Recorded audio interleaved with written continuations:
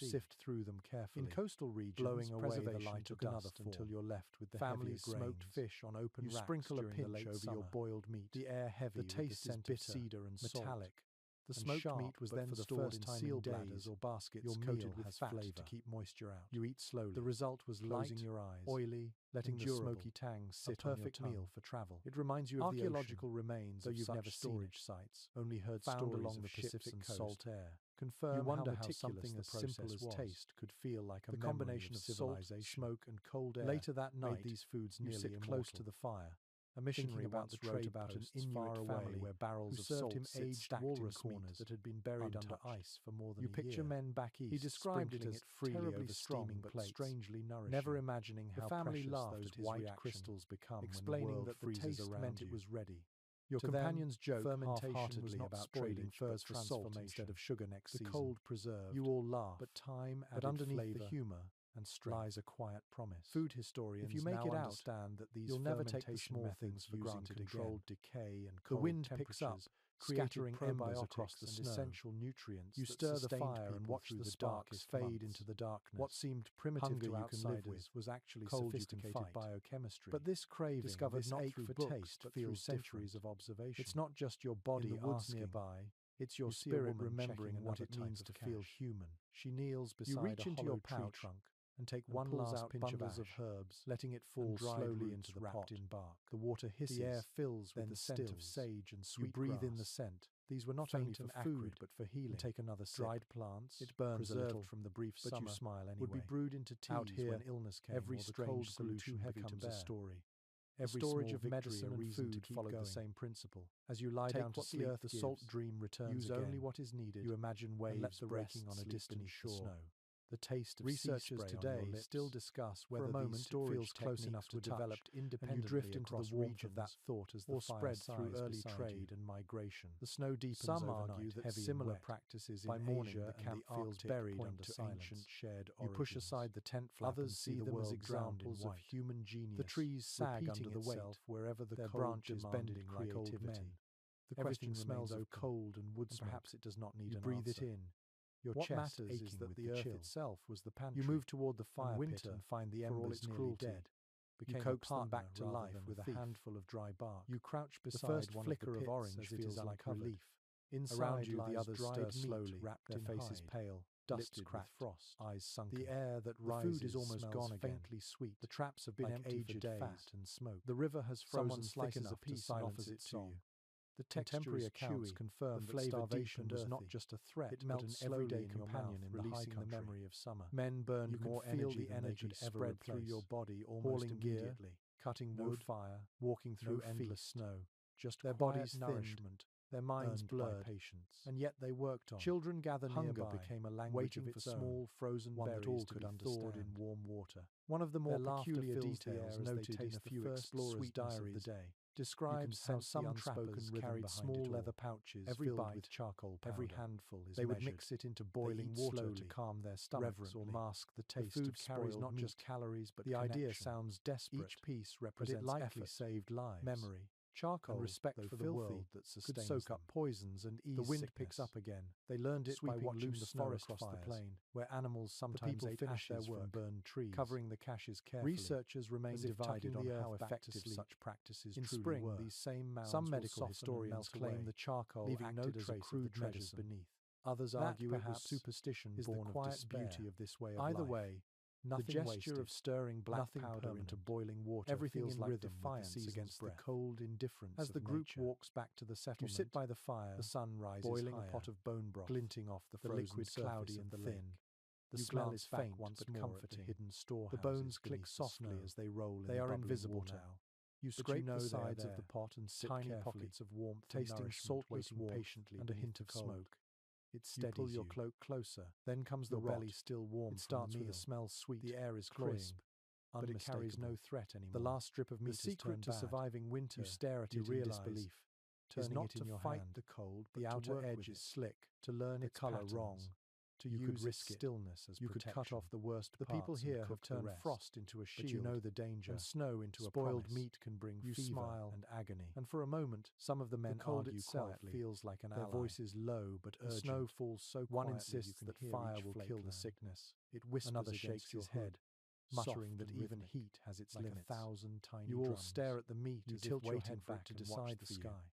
The world above you is a grey blur. You toss it into the fire, yet the snow feels and blackens, releasing a sharp smell as though it carries messages you have not yet learned to read. Silent. The people around you seem to understand it instinctively. Every ounce of food is sacred slowly. Here. Their eyes on the feels almost sinful. Their steps careful. By nightfall, here you feel snow weaker. Is not just weather. Your body trembling from the effort of keeping warm. You walk beside an elder who studies the ground before every step. Restless.